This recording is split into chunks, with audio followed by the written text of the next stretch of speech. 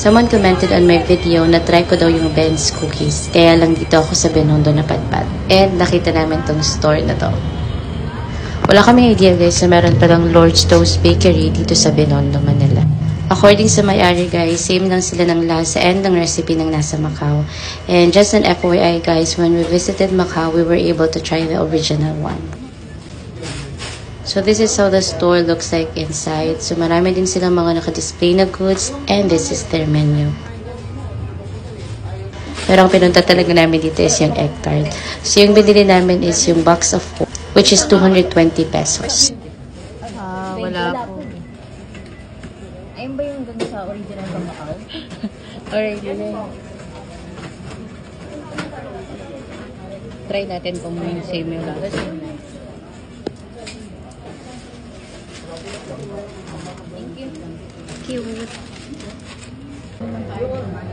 So, ready na kami i-try guys. So, let's see kung same talaga siya ng lasa.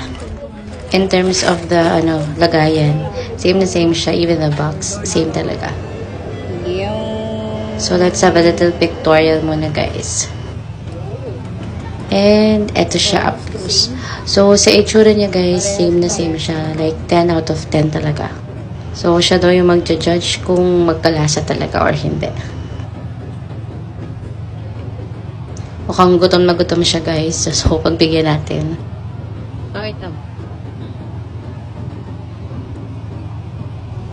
Ano, magkalasa? So, let's hear the verdict. Ayan, sobrang tagal niya guys mag-comment. Akala mo tunay. For her, matabang daw guys. Pero for me, nung natikman ko, same lang siya nung nasa Macau. So, iba-iba naman kasi tayo ng taste buds. Pero for me, 10 out of 10. That's it for today guys. If you wanna visit, nasa caption yung address.